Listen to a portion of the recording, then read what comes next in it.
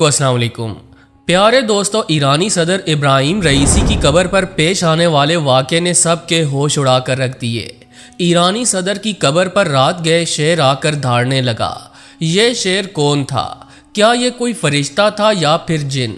ये सुनकर आपके होश उड़ जाएंगे। ईरानी सदर की कब्र पर आने वाले शेर का हकीकी वीडियो क्लिप देखने के लिए वीडियो को आखिर तक ज़रूर देखिएगा। वीडियो को लाइक और चैनल को सब्सक्राइब करना हरगिज़ न भूलें। तो आइए चलकर मौजू का बाकायदा आगाज़ करते हैं। प्यारे दोस्तों, जैसा कि आप जानते ही होंगे कि गुज़श्ता दिनों ईरानी सदर हेलीकॉप्टर हादसे में जाँ बहक हुए और फिर पूरी दुनिया में इनके हेलीकॉप्टर हादसे को लेकर हैरान कुन बातें की जाने लगीं। और अब ये खबर सामने आई कि इब्राहिम रईसी की कब्र पर शेर आ गया। दरअसल बात कुछ इस तरह से है कि जिस जगह इब्राहिम रईसी को दफन किया गया वहां आसपास रहने वाले इलाका मकीन अजीबो गरीब किस्म की बातें कर रहे हैं। उनका कहना है कि रात गए जब हर सू खामोशी का आलम होता है तो किसी खतरनाक जानवर के धाड़ने की आवाज़ें आती हैं और ये आवाज़ें उस मकाम की जानिब से आती हैं जहां इब्राहिम रईसी को दफनाया गया। इलाके के अफराद कहते हैं कि इससे कबल ऐसा कुछ नहीं हुआ, हम सालों से यहीं रह रहे हैं, लेकिन कब्रिस्तान से किसी किस्म की कोई आवाज़ नहीं आती। पहली रात जब ऐसी आवाज़ें आई तो मकामी अफराद को ये लगा कि शायद ये उनका वहम है, लेकिन जब ये आवाज़ें मुसलसल हर रात सुनाई देने लगी तो लोग खौफजदा हो गए और करीब रहने वाले चंद नौजवानों ने इस आवाज़ के हवाले से तहकीक करने का फैसला किया। इस सिलसिले में इन्होंने कब्रिस्तान से गार्ड से पूछताछ भी की तो उसने बताया कि वो खुद भी इन आवाज़ों को लेकर बहुत परेशान है। गार्ड का कहना था कि रात के पहर जब आवाज़ें आती हैं तो वो इब्राहिम रईसी की कब्र पर जाकर देखता है तो उसे यूं लगता है कि जैसे कोई दरिंदा यहाँ आया हो और उसके आने पर यहाँ से भाग गया हो।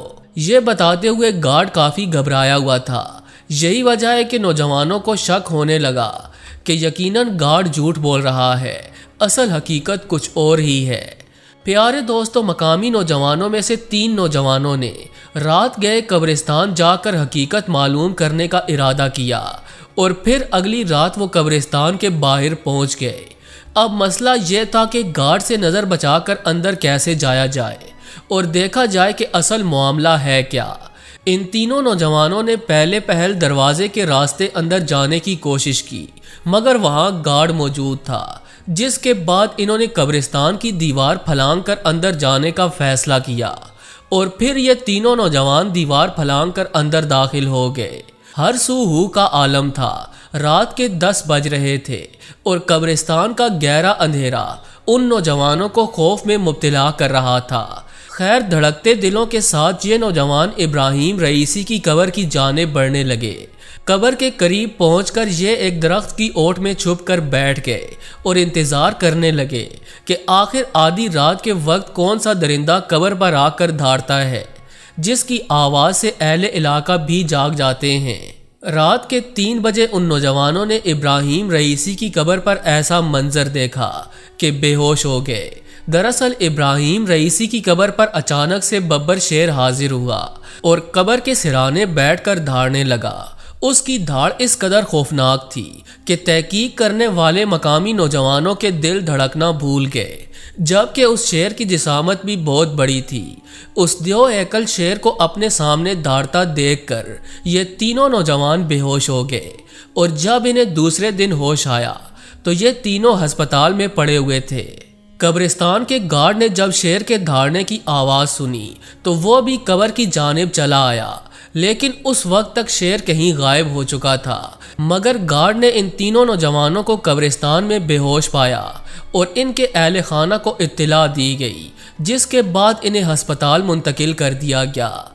और उनमें से एक नौजवान ने हकीकत से पर्दा उठाते हुए बताया कि इन्होंने इब्राहिम रईसी की कब्र पर खौफनाक और पुरस्रार शेर देखा है, जिसे देखकर ये तीनों बेहोश हो गए। प्यारे दोस्तों, सब हैरान थे कि आखिर ये शेर रात गए इब्राहिम रईसी की कब्र पर क्यों आता है। जब इस सवाल का जवाब तलाश करने की कोशिश की गई तो इब्राहिम रईसी के सेक्रेटरी ने इंकशाफ किया کہ دراصل ابراہیم رئیسی انسانوں کے ساتھ ساتھ جنات کا خیال بھی رکھتے تھے اور روزانہ کی بنیاد پر گوشت ویران قبرستانوں اور ایسے ویران علاقوں میں پھینکواتے تھے جن کے متعلق انہیں علم ہوتا تھا کہ یہاں جنات کا بسیرا ہے۔ ابراہیم رئیسی کے سیکرٹری کے علاوہ ان کے قریبی ساتھیوں اور اہل خانہ نے بھی اس بات کا اعتراف کیا کہ ابراہیم رئیسی جنات کو بھی کھانا ڈالتے تھے، جس کے بعد ایرانی مذہبی اسکالرز نے یہ بتایا کہ دراصل یہ شیر جنات کے گروہ کا سردار تھا جو رات گئے ابراہیم رئیسی کی قبر پر آ کر ان کا شکریہ ادا کرتا تھا۔ اب اس سارے واقعے میں کتنی سچائی ہے اس بارے میں وثوق سے کچھ نہیں کہا جا سکتا، البتہ یہ ضرور کہا جاتا ہے کہ ابراہیم رئیسی ایرانی قوم کے لیے انتہائی اہم لیڈر تھے، کیونکہ انہوں نے ایرانی قوم کو بہت سی کامیابیاں دلوائیں۔ انہوں نے 1989 سے 1994 تک تہران کے پروسیکیوٹر جنرل کی خدمات سر انجام دیں، جس کے بعد 2004 سے 2014 تک عدالتی اتھارٹی کے ڈپٹی چیف اور پھر 2014 میں نیشنل پروسیکیوٹر جنرل رہے۔ ابراہیم رئیسی نے پہلی بار 2017 میں صدر کے عہدے کے لیے حسن روحانی کے خلاف الیکشن لڑا۔ پہلی مرتبہ میں شکست کے بعد ابراہیم رئیسی نے اپنی اگلی صدارتی مہم کے لیے منصوبہ بندی شروع کی اور جون 2021 میں انہوں نے 62% ووٹ حاصل کیے۔ تاہم اعتدال پسندوں کو انتخابات میں حصہ لینے سے روکنے کے باعث ٹرن آؤٹ صرف 48.8% رہا۔ انہوں نے 2021 میں ایک ایسے وقت میں بطور صدر ملک کی بھاگ دوڑ سنبھالی جب ایران شدید سماجی بحران کے ساتھ ساتھ اپنے متنازع جوہری پروگرام کے سبب امریکہ کی عائد کی گئی پابندیوں کی وجہ سے معاشی دباؤ کا شکار تھا۔ اس دوران عالمی وبا کووڈ-19 نے معاملات کو مزید خراب کر دیا تھا اور اگست 2021 تک ایران میں کرونا وائرس سے 97,000 اموات ہو چکی تھیں۔ پیارے دوستو، کہا جاتا ہے کہ ابراہیم رئیسی ایران کی عام شخصیت تھے اور ان کی وفات پر پورا ایران غم میں ڈوب گیا اور کئی روز تک ایران میں سوگ کا سما رہا اور اب بھی ایرانی غمزدہ ہیں۔ ایرانی قانون کے مطابق اگلے صدر کے چناؤ کا سلسلہ بھی شروع کر دیا گیا اور اگلے 50 دنوں میں ایران کے اندر انتخابات ہوں گے، جس کے بعد نئے ایرانی صدر کو چنا جائے گا۔ امید ہے کہ نئے ایرانی صدر بھی ابراہیم رئیسی کی پالیسیوں کو آگے بڑھانے کی کوشش کریں گے، کیونکہ ابراہیم رئیسی کی بنائی گئی پالیسیوں نے ایران کو کافی فائدہ پہنچایا۔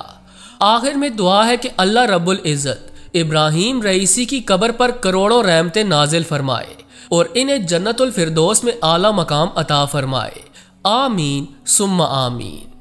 جی تو دوستو، یہ تھی آج کی ویڈیو۔ امید کرتے ہیں کہ آج کی یہ ویڈیو آپ کو بے حد پسند آئی ہوگی۔ ویڈیو اچھی لگی ہو تو اسے لائک کرتے ہوئے دیگر دوستوں سے شیئر کرنا ہرگز نہ بھولیں۔ آج کے لیے بس اتنا ہی، اگلی ویڈیو تک کے لیے اللہ نگہبان۔